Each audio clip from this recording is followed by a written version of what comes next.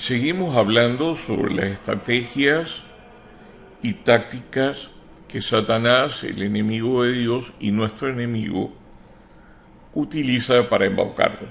Hoy quería hacer alusión a dos pasajes del Evangelio que aparentemente, pues alguien podría decir, no tienen nada en común, pero tienen muchas cosas en común. El uno es conocido como los discípulos de Emaús.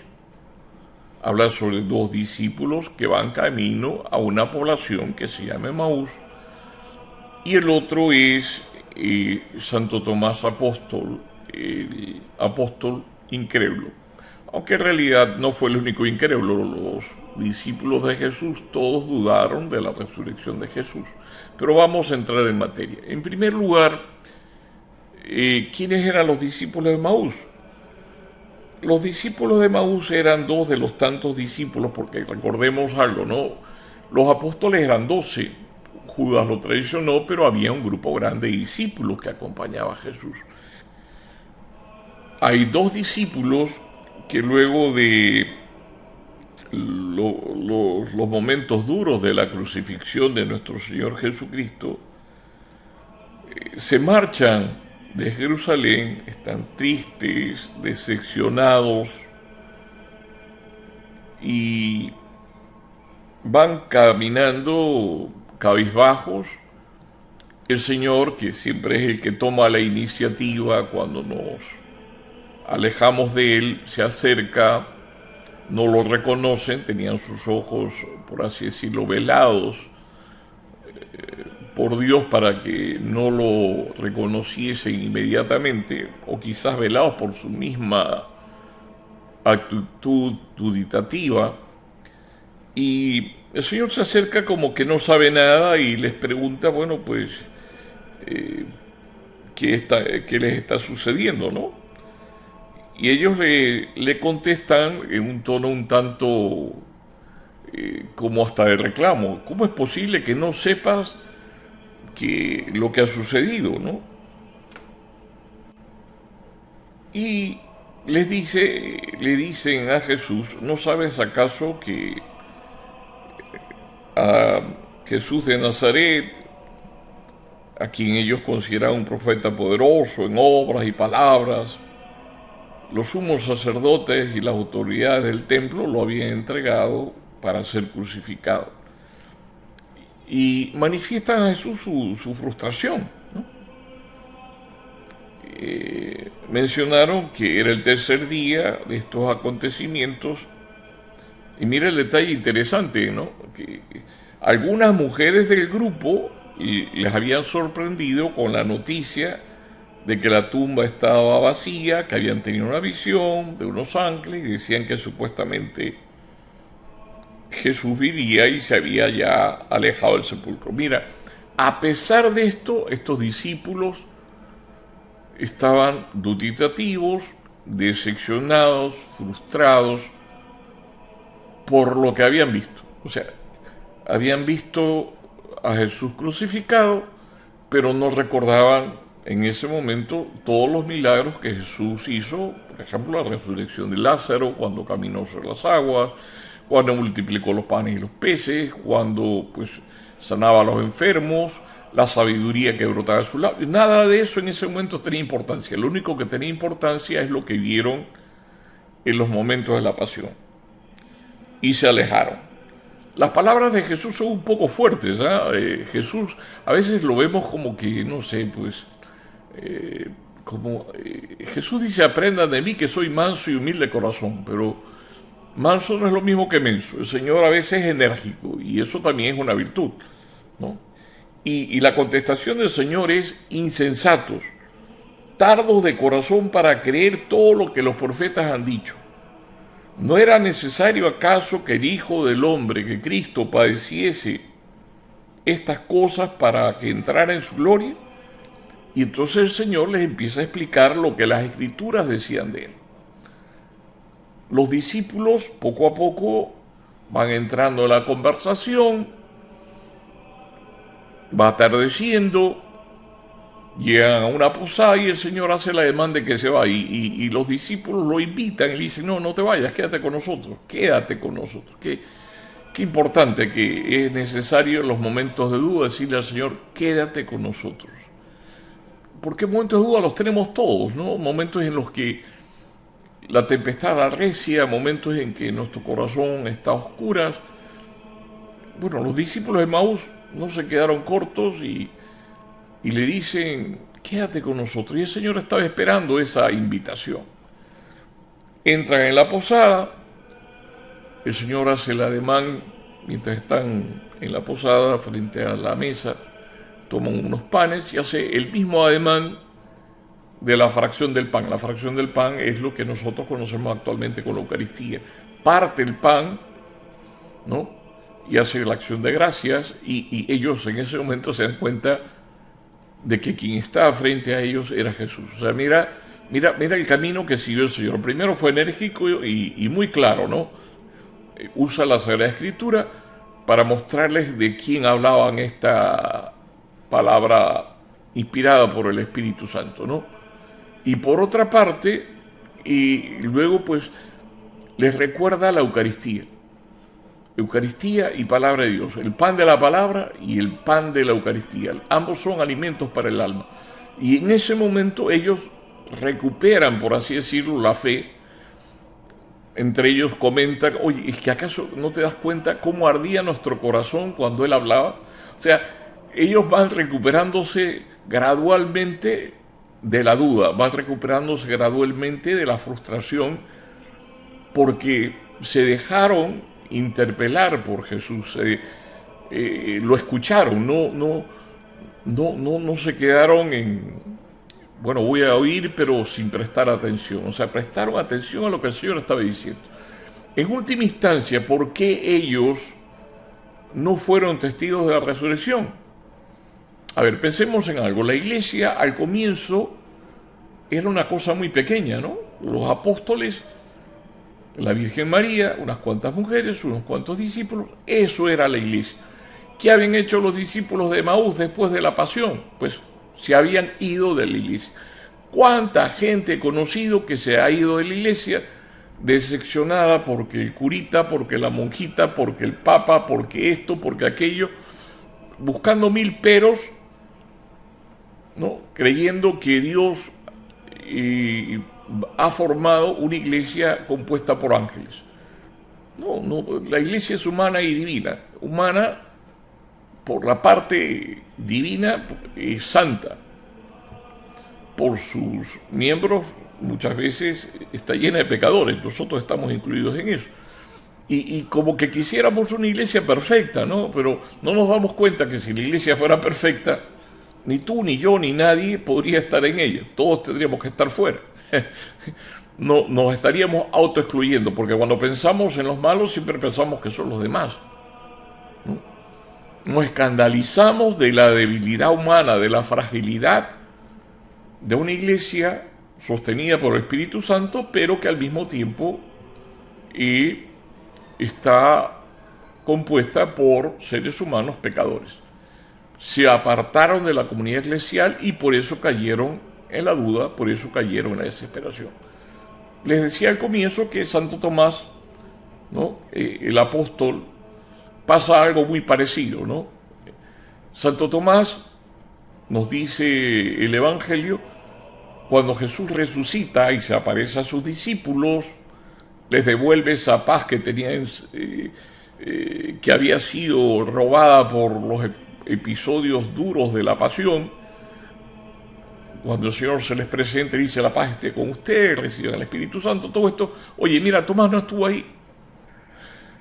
¿Por qué Tomás no estuvo presente cuando Cristo resucitado se presentó a sus discípulos? Por desconfiado, por incrédulo. ¿Por qué tantos cristianos, digo cristianos porque buscan a Jesús, no tienen la oportunidad de ver a Cristo resucitado, presente con su cuerpo, sangre, alma y divinidad, el Santísimo Sacramento del altar, porque se apartaron de la comunidad eclesial? Fíjate el paralelismo, ¿no?, que se da, ¿no? Los que se van de la iglesia no participan de la Eucaristía, no participan de esa presencia de Cristo resucitado que alimenta nuestra alma, que vivifica nuestra alma, que transforma nuestra vida. No voy a entrar, en disquisiciones o detalles si son más buenos o menos buenos que nosotros los católicos. No voy a entrar en ese dato. Pero no cabe duda que el diablo fue astuto al apartar a los hermanos, llamamos hermanos separados, a estos cristianos no católicos, ¿no? Estos hermanos no católicos, estos cristianos no católicos, qué buena estrategia que usó Satanás. Utilizó la misma estrategia que utilizó con Tomás y con los discípulos de Maús: apartarlos de la comunidad eclesial y privarlos de esta maravilla, de las maravillas que es la Eucaristía. Pero no solamente les privó de la Eucaristía, les privó de ver a María como madre, como verdaderamente es. Les privó incluso de algo que a veces no caemos en la cuenta. Nosotros los católicos, al tener la revelación plena y total del Espíritu Santo, que ha sido transmitida de generación en generación, no solamente por la Escritura, sino por la tradición eclesial, conocemos que las almas, al cruzar la puerta de la eternidad, o están en el infierno, ¿no?, la tragedia de muchos, o están en el purgatorio, o están en el cielo. Y por eso nosotros oramos por las almas del purgatorio. Satanás fue tan astuto que de un plumazo, al apartar a sus hermanos evangélicos protestantes de la comunión eclesial, de la iglesia verdadera, la única que Cristo fundó, pues lo que consiguió también es que ellos no oren por sus difuntos, por sus allegados que están en la eternidad. En cambio, nosotros tenemos esa bendición. Nos tocaría orar por los difuntos que están en el purgatorio y que no pertenecieron a la Iglesia Católica, para llenar ese déficit que el enemigo de Dios consiguió. Mira, una táctica del demonio es alejarnos de la Santa Madre Iglesia Católica por las deficiencias humanas de sus miembros. Y en este sentido tendríamos que decir que hay cantidad de gente que busca fuera de la iglesia lo que solamente podrá encontrar dentro de ella. Está la Eucaristía, está la Santísima Virgen, están los 7 sacramentos, no 5, ni 3, ni 2, porque las iglesias no católicas, en estos grupos no de cristianos no católicos, algunos tienen 2 sacramentos, otros tienen 3, otros tienen 1. Nosotros tenemos la unidad de fe. ¿Por qué? Porque Cristo nos dio una sola fe, un solo bautismo, ¿no? Y nos dio claridad, esto es así y punto. O sea, no es que cada sacerdote es papa en su parroquia, ¿no? En la iglesia evangélica, en las demás iglesias, cada uno de ellos puede pensar distinto e interpretar la palabra de Dios como quiera.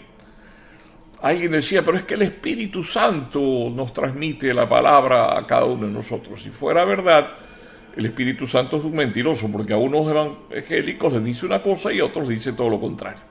La Iglesia Católica tiene unidad de fe, una sola fe, un solo Dios y Padre. El Espíritu Santo nos recuerda todo cuanto Cristo dijo y Él prometió que iba a asistir a su iglesia hasta el final de los tiempos. San Pablo, de hecho, no es que decía yo voy a interpretar la Escritura a mi manera, o lo que dice el Espíritu Santo yo lo voy a ir a transmitir así porque sí, sino que siempre regresaba a Jerusalén para hablar con Pedro y preguntarle, oye, ¿estoy predicando adecuadamente lo que el Señor dijo? O sea, mira, la libre interpretación que es propio de nuestros hermanos separados que se alejaron de la comunión eclesial consiste en que cada uno interpreta la Biblia como quiere, cuando quiere, como quiere. No existe para ellos el magisterio ni la enseñanza de la iglesia. Santo Tomás, al igual que los discípulos de Maús, se fue. No sabemos por qué regresó. En el caso de los discípulos de Maús sabemos que el Señor se les presentó en el camino, les habló la Escritura, se mostró en la Eucaristía. El caso de Tomás, mira, posiblemente en su corazón había un llamado y a pesar de que estaba dudoso, regresa a la comunidad eclesial. Aquí viene un detalle que mucha gente no toma en cuenta. Santo Tomás, dice la Escritura, el Evangelio, estuvo 8 días con los demás discípulos que le habían ya dicho que el Señor había resucitado, pero él no les cree. Él no quiso creer. Él dice, si no pongo las manos, si no meto mis manos mis dedos en sus llagas, en su costado, no voy a creer. Pero sin embargo, mira el detalle interesante, permaneció 8 días con ellos. Mira, yo no sé cómo tú te imaginas lo que fueron para Tomás estos 8 días, pero no creo que hayan sido nada agradables. Los demás tienen que haber estado felices. Ya habían visto a Jesús. Imagínate tú en una fiesta, todo el mundo feliz y tú aburrido sentado en un sillón mirando a la gente y preguntándote por qué están tan felices, ¿no? Pues algo parecido, ¿no? Tomás los veía felices, contentos y como que quería creer, pero no terminaba de creer. Jesús, y aquí viene el detalle, vuelve a tomar la iniciativa. Los discípulos de Emaús no fueron ellos los que buscaron a Jesús. Jesús buscó a los discípulos de Emaús. Aquí pasa algo parecido. Jesús se aparece nuevamente a los discípulos y de hecho no cabe duda que regresó a ese lugar por Tomás. Y le dice a Tomás, oye, yo me imagino en la situación de Tomás y en ese momento yo me metía debajo de las sillas, me escondía porque lo que había dicho Tomás, si no meto las manos en la llaga, si no meto las manos en su costado, oye, yo no quisiera haber estado en ese momento en la situación de este apóstol. Se tiene que haber sentido muy mal. El Señor le toma la palabra y le dice, ve, mete las manos en la llaga, ven, mete las manos en mi costado. Un detalle importante que para muchos quizás pasa desapercibido es que Santo Tomás metió la mano en el costado de Cristo. Y al meter las manos en el costado de Cristo, fue el único de sus apóstoles que tocó el corazón de Cristo, el corazón palpitante de Cristo. O sea, el apóstol que dudaba, pero que se quedó. El apóstol que dudaba, pero volvió. El apóstol que estuvo durante 8 días con 1000 dudas en la cabeza y que hizo un acto de fe, una profesión de fe que hoy en día, cuando estamos frente a Jesús, Eucaristía, nosotros también la hacemos. ¿Se acuerdan de la frase que pronunció Santo Tomás? Se arrodilla frente a Jesús al ver lo que había, quién estaba frente a él, al darse cuenta de la locura que había cometido al dudar, y dice, Señor mío y Dios mío. Mira, en algún momento les comentaba que Dios es capaz de sacar de los males bienes. Si Tomás no hubiera dudado, esa frase no la conoceríamos. En ese momento, él hace un acto de fe y de alguna forma está demostrada la divinidad de Cristo, porque él le dice, Señor mío y Dios mío, arrodillado. Y Jesús no le dice, oye, yo no soy Dios. Esto hay que aclararlo, porque nuestros hermanos, los testigos de Jehová, los mormones, dicen que Cristo no es Dios. Y aquí, con claridad, Santo Tomás apóstol hace una profesión de fe y el Señor no lo corrige, más bien acepta su adoración. Ante Jesús toda rodilla se dobla en el cielo, en la tierra y en el abismo. Me da pena que hoy en día no quisiese meterme con este tema, pero como que hay muchos sacerdotes que tienen como alergia a los que se arrodillan frente a Jesús sacramentado. Como que fuera un acto sacrílego, cuando en realidad lo que están mostrando es con una postura corporal lo que llevan en el corazón, ¿no? Santo Tomás se arrodilló y el Señor aprobó lo que estaba haciendo. Hoy nos toca recordar a estos discípulos de Emaús y a Tomás para no cometer el mismo error que ellos cometieron en su momento, que fue alejarse de la iglesia. La iglesia no es perfecta, no está compuesta por ángeles, está compuesta por hombres. El Espíritu Santo la guía y en la parucía sabemos que esta iglesia estará viva, ¿no? Y no sabemos cuántos habrán dentro de la iglesia en aquel momento. Jesús mismo lo dice, cuando regrese el Hijo del Hombre al final de los tiempos, claro, ¿habrá fe sobre la faz de la tierra? A ver, la iglesia va a sobrevivir hasta el final de los tiempos, eso es clarísimo. El Señor ha prometido su asistencia y el Espíritu Santo va a estar ahí. Lo que no sabemos es si va a ser una iglesia como la que conocemos en este momento, que con muchos miembros o con pocos, no lo sabemos. Pero donde haya un cristiano bautizado, donde haya pues la presencia del Espíritu Santo, los sacramentos, ahí está Cristo y ahí está su iglesia. Hemos venido avanzando en las tácticas que Satanás utiliza para seducirnos, engañarnos y apartarnos de Dios. Alguien dirá, bueno, pues ¿en qué momento mencionaste el tema? Pues ya lo acabo de mencionar.